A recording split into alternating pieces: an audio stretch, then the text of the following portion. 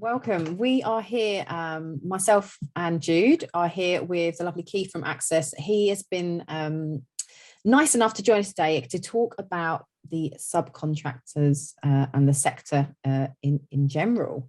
We just wanted to sort of have a little chat with him about the industry as a whole, and hopefully we can find out some, useful information for anybody who's looking to get into that sector as well. So, Keith, welcome. Thank you. No problem. No worries. Would you mind giving us a little overview of your business and also your role within Access? So I've been with Access for 8 months now. Joined October last year. I'm employed as a divisional manager. I look after 8 contracts across London and the Southeast. Each equally demanding with their own bespoke requirements. The contracts varies. We've got open book, some on schedule of rates, some on a price per property contract as well. Each contract has its own dedicated manager. And my role is to support the contracts managers strategically with client relationships, reach out to the operational team with my words of wisdom and my experience within the sector and obviously working for Access. It's great being with Access as quite a newbie. I can still use my honeymoon period to not quite understand things and get a clear understanding from the people that work for me how Access actually operates, and that's a great insight to me in whether or not they actually understand how Access operates. So my learning period, my honeymoon is shortly coming to an end, so I'm starting to really introduce some strategic performance issues into the contracts, working with the team. A few of the team I know from previous lives over a long term because it's quite an incestuous sector. But thus far, 8 months, it's been challenging and that's rewarding as well. It's a great place. Loving working for Access. Cool. Yeah, we see the vans driving around quite often, and I always sort of, oh yeah, there's an Access van driving around in Optifo stock areas and so on. So what's your background then? How did you end up in this role? I mean, you seem to have quite a good kind of foot in both camps of, like, you've got the strategic sense and the operational sense of what's going on, and you seem to be the gel in that. So I've been in the sector for nigh on 20 years now. Background is landscaping, so I have a clear understanding of that, and I have a massive empathy for the cottage industries within the trade, what some previously as classed as lesser trades, being a landscaper. I cut my teeth in contract management on airports. Heathrow, I was on Terminal 5 for 5 years, fencing, reinstating, landscaping, that sort of thing. And at the time, I was working for a big social housing contractor and decided that there was a great opportunity within the sector for landscaping, cottage industry, external works, that sort of thing. So I started tapping into the R&M side of things. So that's repair and maintenance. Yeah. That's repair and maintenance, yeah. My baptism into repairs and maintenance was quite intense, actually. I was turning up and meeting up with contracts managers who were going, great, you can help me with my external works. Here's 300 jobs that are all overdue. Here's 400. And eventually I had teams working right away through the south of England to the Midlands, delivering the lesser trades that some of the contracts were really struggling with. R&M at the time was all about kitchens and bathrooms and decent home standards, but the shelf life of the external works was sometimes overlooked. So there was a great opportunity there, and we actually progressed that into something really sustainable, where we started looking at asset management of externals as well, and non-cashable benefits about looking after estates, that sort of thing. And from there, I developed quite a large division, working with lots of different contracts, and so I've got that insight of working for a principal contractor as kind of an in-house subcontractor, and I completely understand the demands that are put on those subcontractors by way of updates, communication. I need appointment dates for this. When are you doing that? So it's great.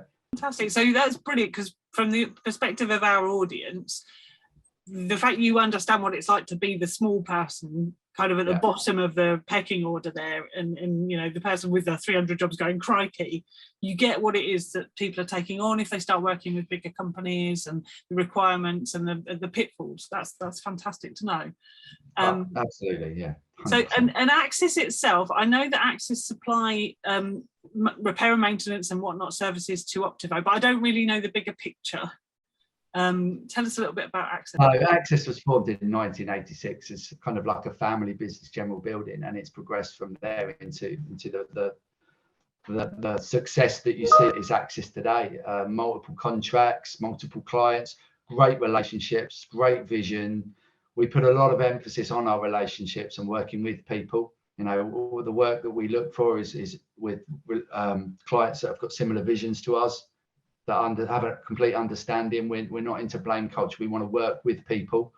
Like our subcontractors, we want to work with the right subcontractors to find a good fit. You know, that relationship is important, and it's that solid foundation that you build upon. And I've worked with some subcontractors, you know, for many years, brought some across with me to Axis because I've got that trust, that relationship with them. I know that they're not just going to give me lip service. I know they're true to their word, and they know likewise that I'm true to my word as well. I'm never setting anyone up to fail. I want something that's achievable, sustainable, and that works, and everyone's happy. I've seen instances where subcontractors have been broken because they've been loaded with too much work, because they've taken on that work. It needs to be achievable. It needs to be honest. So yeah, relationship is the basis for me. And Access, you know, a big part of our work is our subcontractors, are working with them, making sure that they're along for the journey with us, investing in our subcontractors as we do our people. Yeah. You raise an interesting point there about the importance of the relationships. One of the things we drum into people is that people buy from people. And you know, no matter what on paper it looks like, in the end, it's about that rapport, that communication, that trust and confidence, isn't it, between the customer and the service provider, whether that's business to business or business to customer. I think that same thing applies. So it's really interesting to hear you. Well, it's huge for me because there's a lot of people in this relationship. It's not just my relationship with the subcontractor, it's the client. You know, if the subcontractor's telling something to me, I'm going to replicate that to the client, and I want that to be the truth. I don't want someone just telling me what I need to hear. It needs to be completely honest. And it's not, like I say, it's not just my relationship with the subcontractor, it's my planners, it's my administrators, it's my commercial team, it's the finance team. And you know, subcontractors sometimes can probably feel a little bit overwhelmed because they are being contacted by a lot of people. They have to deal with a lot of people. You know, I might have 4 or 5 planners that are speaking to one contractor, and that contractor might have one admin who's overwhelmed with the amount of email traffic. So it's finding something that works for all parties. And one of my contracts at the moment, it was inundated with emails from one contractor, us chasing them, hundreds and hundreds of emails. And we've decided to cut down on the email traffic, and now we have a Teams channel, and all the communication is done by Teams, and it's 1,000 times better. Brilliant. Because we can manage that a lot better. When someone acknowledges a message on Teams from the contractor, they just put a thumbs up, and we know it's dealt with, rather than hundreds of emails being trawled through at the end of each day if we have time. So we use whatever means of communication is the best for all parties. Working smarter. Brilliant. Exactly. Just a quick question about contractors. So is there a reason that you maybe choose subcontractors than having employees? Do you know if there's something behind that, or is it just the way the company's always worked? I think due to the size, due to the geographical layout of some of the contracts, due to the nature of the works that we get in, it's a sustainable model. You know, I've got contracts that geographically are really widespread, and it's not viable for me to send maybe someone from Canterbury down to Hastings to do a day's work. It might be better to use a local subcontractor, certainly for some of the larger works, the 3 or 4 days. On R&M, for me, the responsive and maintenance is churn, it's quantity, we know what the demand's going to be. I know exactly how many potential appointments I'm going to need in my diary for carpenters to meet that demand. Now, if I've got a job that needs a carpenter for 3 or 4 days, you know, that's going to have a huge effect on my diary. It's going to mean potentially some of my jobs are going to be delayed while I get the larger works carried out. And so for me, it's specialist works, it's the larger works, and And it's a healthy blend as well. I don't want a subcontractor just to be there to help me in times of woe. It needs to be sustainable for them. They need a good flow of work coming through, and it complements our target operating model on each of these contracts really well. So when we're pricing, when I'm looking at the type of work that's coming in, I like to batch works to make it more efficient. Yeah. So yeah, it's a good model. It's a safe, secure model. And it obviously helps the local community thrive as well. So Axis works with social housing like Octavo. Is that something that you said Axis's background was a sort of general builders that's evolved? What, how, do you have a sense as a newcomer to Axis sort of what the target is? Is it evolving further? Is Axis growing? Or how did it sort of end up becoming a R&M supplier for social housing as much as anybody else? I think Axis is, and then my opinion, Axis's evolvement to where they are today is based on relationships. It's based on clear, concise visions and values. A lot of the staff members that we've got are long-term members of staff.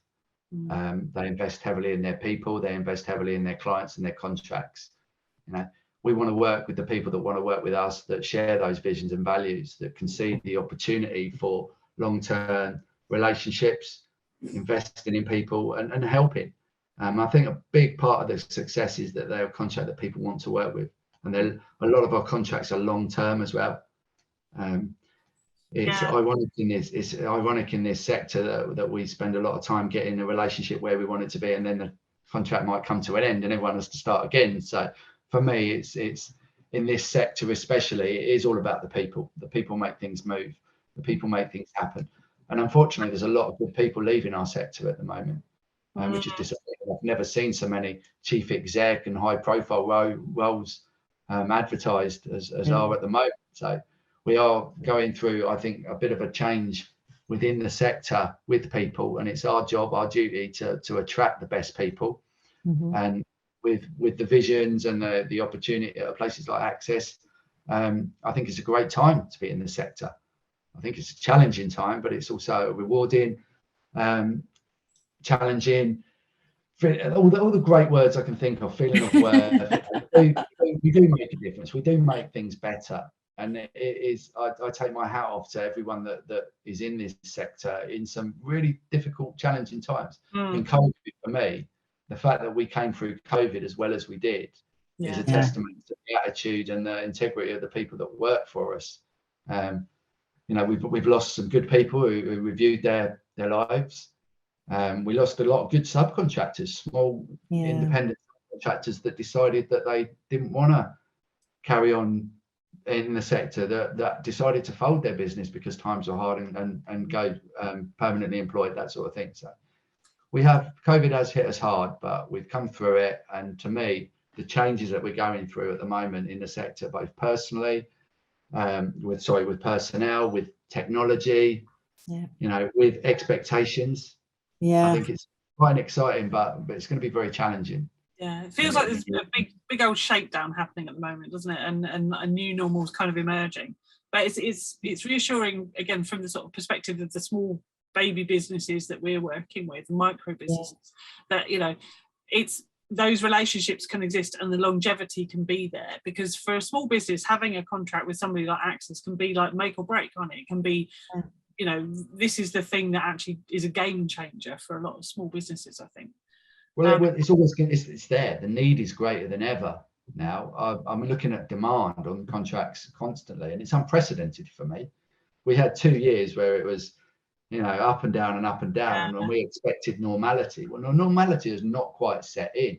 No. And I think when you look at society as a whole and the sector as a whole at the moment, we've got expectations that are higher than ever. Everyone refers to the Amazon generation, and people's expectations are, I want it and I want it now.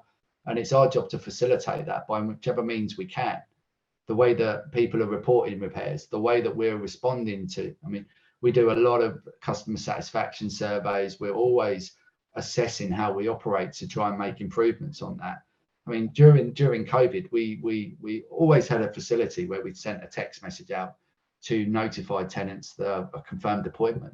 Yeah. And we changed our text facility on that to say, but if you have COVID, could you please advise? Yes. And the amount of responses that we had from our tenants saying, "Oh, just let you know, I've tested positive." Well, that was great because it stopped us sending an engineer out, potentially putting that engineer at risk. We phoned the tenant up immediately and rescheduled that appointment for hopefully a time when they're not got COVID. Yeah. And we've kept that facility in place now. And we do give the tenants options to cancel appointments if it's not suitable. And we do hope that they respond in time. But across the division that I look after, there was 532 text message cancellations last week. Wow. Where tenants asked to reschedule the appointments. So if you turn that into pound notes, that's a lot of money. But more importantly, that's also a lot of wasted time. This sort of responsiveness and being able to manage things more quickly and smarter is fantastic for everybody, I think, isn't it? It feels like less wasted time, more effective use of people's time. The next question I've sort of got for you is this.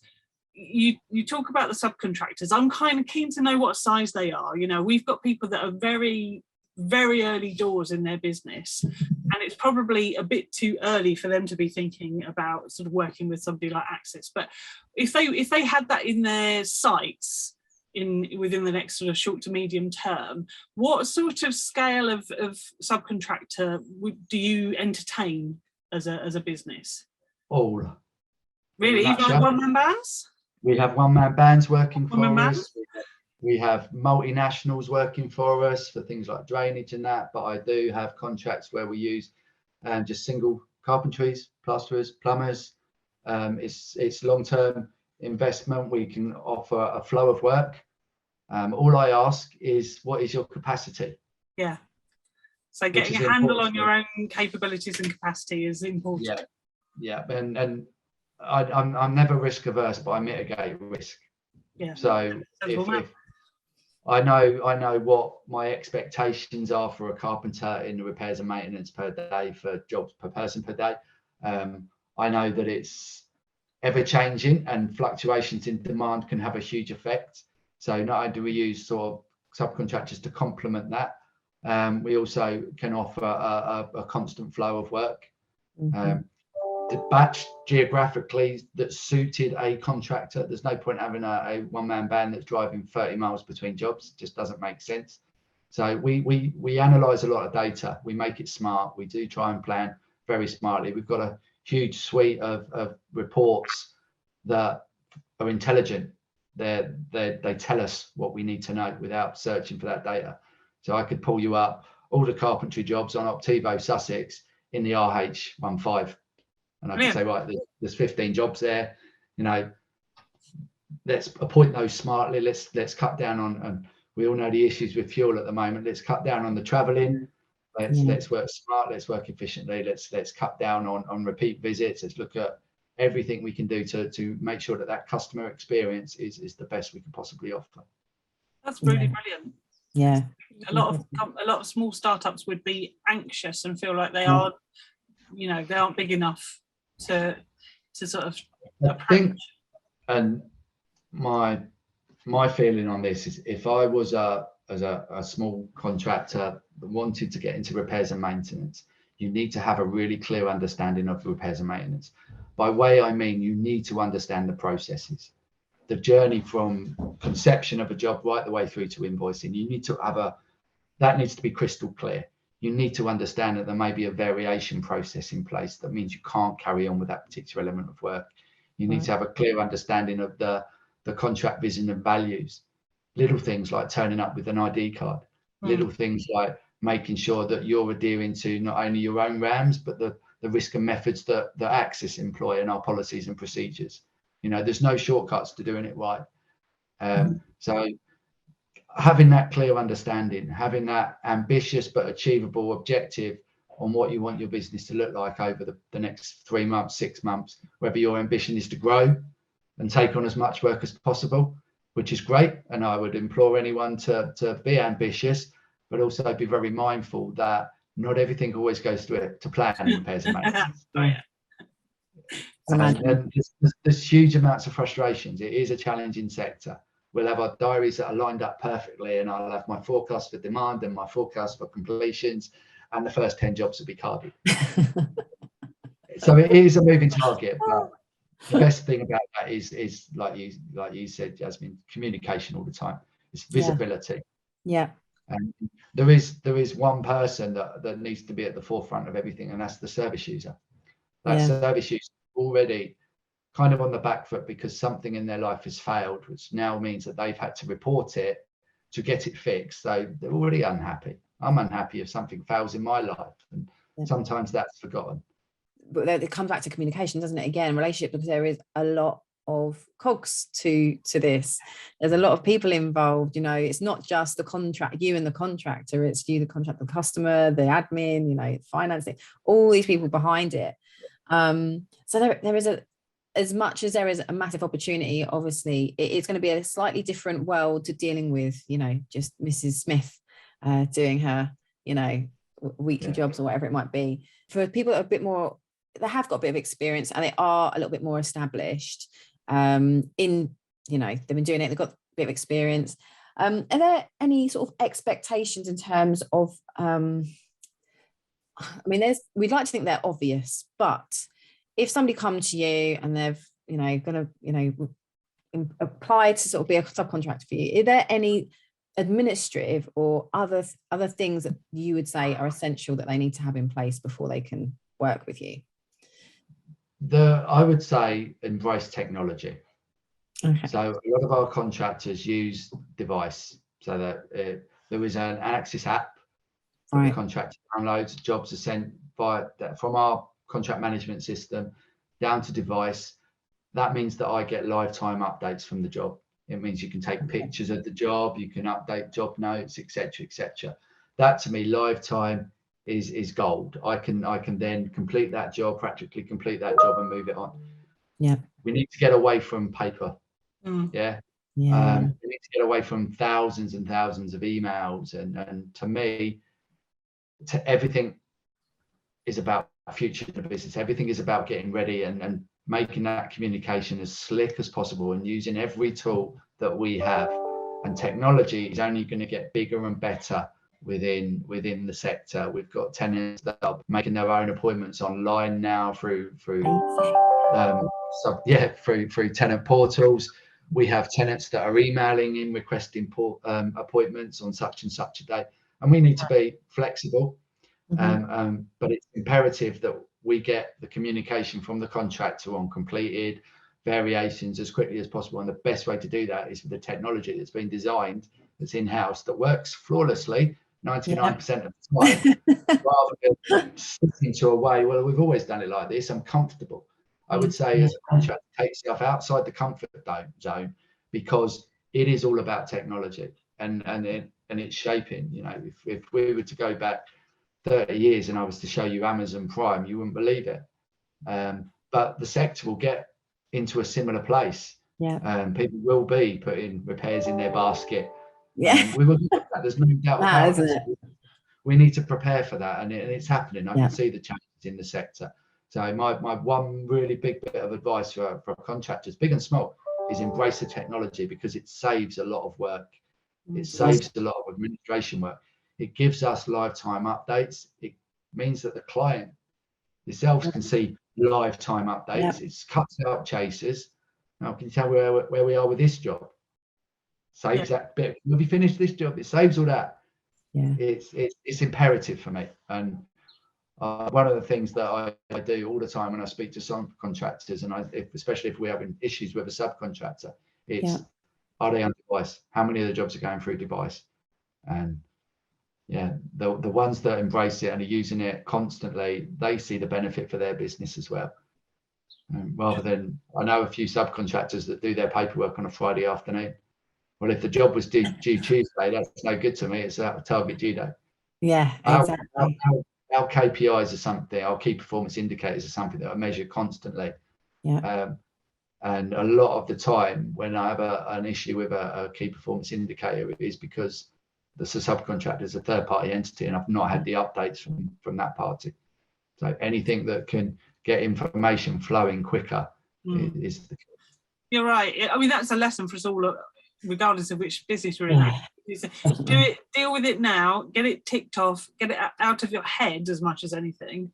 And then, even that's whether it's bookkeeping, dealing with, tracking expenses and invoices and receipts and all of that, right through to acknowledging work and so on. Things catch fire in your inbox because you haven't dealt with them. And 30 seconds now to go, yep, dealt with, here's a photograph, blah, blah, blah, whatever it may be, fixes so many problems, doesn't it? It really does. Yeah.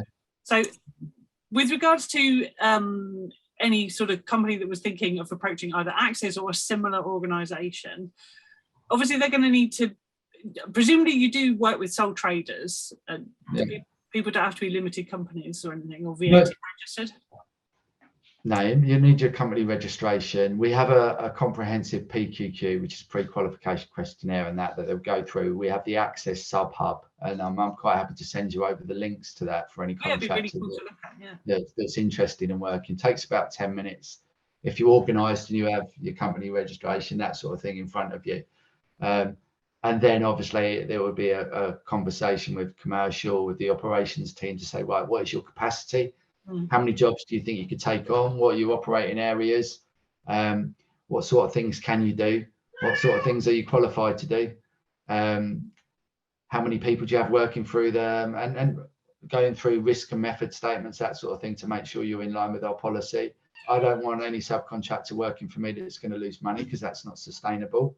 No. It's very challenging at the moment because obviously materials are going up, resources are at a premium at the moment. So we do entertain a lot of conversations about rates frequently, not only with our client, but with our subcontractor, because it's a moving market. And we're not, we're not blind to that. We're not oblivious to the fact that some of the subcontractors out there at the moment are really, really struggling. Yeah. And might be tied into a set of rates that aren't achievable. And no one starts the day with the intention of losing money. That's a tremendous insight. And I think it's quite exciting and interesting for people that are coming through our training program to understand that actually there is a dialogue and there's a conversation, and it isn't just this sort of monolithic organisation saying yes, no, you don't meet the capacity, but there's a dialogue, and it's a sort of mutually supportive thing. Because I think it, like you say, back to communication, back to people helping one another out. That's really cool to hear. Yeah. Well, I don't mean this, I'm not egotistical in any way, shape or form, but everyone that works for me, including subcontractors, is a reflection on Access. In turn, that's a reflection on Optivo. Yeah. And we all want the same thing. We want, to satisfy a tenant's requirement safely. We want a repair that's going to last. We don't want any quality issues. We want to get it right as often as we can the first time. That means sustainable work. It means that, we can grow our business if people trust us, if the tenant feedback is good. And then we get a lot of really good positive feedback from our tenants. We do engage with our tenants a lot on satisfaction, on what we can do better. We're always willing to learn. We learn every day. Every day is a school day, as they say. I learn about my team, I learn about my subcontractors, I learn about my client. But I think with the expectations of tenants now, and I mentioned the Amazon generation, the expectation is different than it was 5 years ago. Yeah. People can't understand why we can't get hold of certain materials, and they can look on Amazon Prime and they say, oh, well, I could get it here, you have it this afternoon, tomorrow morning. And we need to adapt, and we need to manage that expectation. I think there's so much information from this chat that I think a lot of our, prospective customers that are looking to become or looking to push themselves a bit further into, towards the big industries, it's going to be really useful for them. So leaving them with something to go away. Do you have any tips or advice for any, those people in our business community, either sort of specifically for the industry or generally? Because times are changing, as mentioned earlier, so that'd be great. You've got insight there.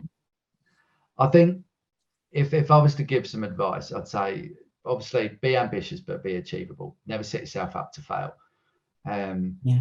It's very easy in this sector to pass problems over to other people. So like I said early on in my career, when I was troubleshooting and turning up at a branch and getting 300 jobs, that's the problem gone away for that contractor, but the problem's all mine now. being older and wiser, I probably should have said, yeah, I'm going to do those jobs, but this is how long it's going to take. Yeah. This is really realistic. Whereas I was young, ambitious, I wanted to try and get them all done by the end of the first week. Never commit to something that you're not going to be able to deliver. Yeah, be honest. I would prefer my subcontractors to turn around and say, look, I've got 300 jobs with you. That's going to take me the best part of 3 months. It's unachievable. Because then I can feed that back to the client. I can manage that expectation. Yeah. Or I can be honest to say, you know what, that really doesn't work for me. I'm going to take 150 off and we're going to give them elsewhere. But don't worry, because there'll be another 150 to replace those. I look at the mitigation of risk. So I want to know, what is your capacity? Yeah.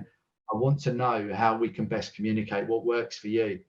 And I spoke to a contractor the other day who said, well, I've got the updates for you, but my admin's been in hospital. I said, why didn't you tell me that? I could have, rather than me shouting for 4 days, I could have helped you. Yeah. And it is that relationship. It's being off. It's a complete understanding of what the targets are, because our target due date is the subcontractor's target due date, less a couple of days, because we've then got to process their completion of works. It is, do you have clarity on your own diary? Can we help? Am I making appointments? Do you want to make the appointments? Can I see your diary? It's always be forward thinking as well. Like I said, the sector is changing massively. What we do is a sequence of events that we repeat every day, and we should be getting better every day. A lot of my contracts have weekly subcontractor meetings where they'll put an hour and a half aside, depending on the size of the contractor, and they'll go through live jobs, so WIP, work in progress. They'll go through health and safety, post inspections, any commercial issues, expectations. What does the diary look for the following week? Can you manage the amount of workload that we're giving you? Do you need more? Because I might be able to put you onto another contract of mine that works. I do a lot of work in London and the South, where I've got contractors that work across multiple contracts, which is great. And you get the contracts managers vying for the contract. I need. So it's a challenging sector. It's ever moving. We never finish. That's the great thing. And that is a huge message. The need for social housing is greater than ever. The need for repairs is greater than ever, because we have assets that are aging. You know, 2 years of COVID, we've not done really much capitalization. Things are failing. We know that everything has a shelf life. So there is longevity in the work in which we do, unfortunately. So we do never finish, but it's about honesty. It's about the integrity of what we do as well, and understanding the process, you know, and that takes effort to understand the variation process, or the approvals process, or the KPI requirements for each contract. It does take a little bit of investment by the contractors. Some of the contracts are actually doing weekly subcontractor reviews to help the contractors manage their workload, to make sure that we've got good commentary for client as to why a job might be held up, or the variation that's required. So we do work with our subcontractors very, very closely. Yeah, I think that's a really good lesson in general terms for people in business, isn't it? It's if you communicate and say, I've hit a problem, whatever it may be, rather than just the silent void of not knowing. People are far, far happier if they've got an explanation and an undertaking to, this is how I think it's going to pan out. Yeah. Well, it's stressful, isn't it? It's stressful. If I was a contractor and I was getting absolutely peppered with emails asking me for updates, every job's a priority. Well, which one do you want me to do? Because you just told me to do this and now you're telling me to do that. It's massively stressful. Yeah. And for my team as well, it's hugely stressful and frustrating when they're chasing a contractor who said, yeah, I can do it tomorrow, only to be let down. Well, I told the client we were going to be there tomorrow, and now you've let me down. I'm going to get, roasted by my client. Just be honest with me. Just be honest with everyone, because there is a service user at the end of this. If I don't know, if you don't know, if they don't know, how does that service user know? Are we communicating with that service user? And I said to a team the other day, I said, I find I respond to Teams quicker than I am emails now. Teams chat. Yeah. And everyone on the call went, yeah, you're probably right. So I said, well, let's try to start communicating more through Teams than we are penning emails now. And certain people I'm only communicating with on Teams now. It's much more concise and more efficient. And So, you've got the context, and the threaded conversations and the files and whatnot all in one place. It's much easier. Exactly. Yeah. From me, Keith, it's a massive thank you for coming and sharing your insight and just giving our small, tiny little startups an idea of, oh, okay, this is doable, this is achievable. It's a really useful insight for people that are just starting out. Thanks ever so much for your time.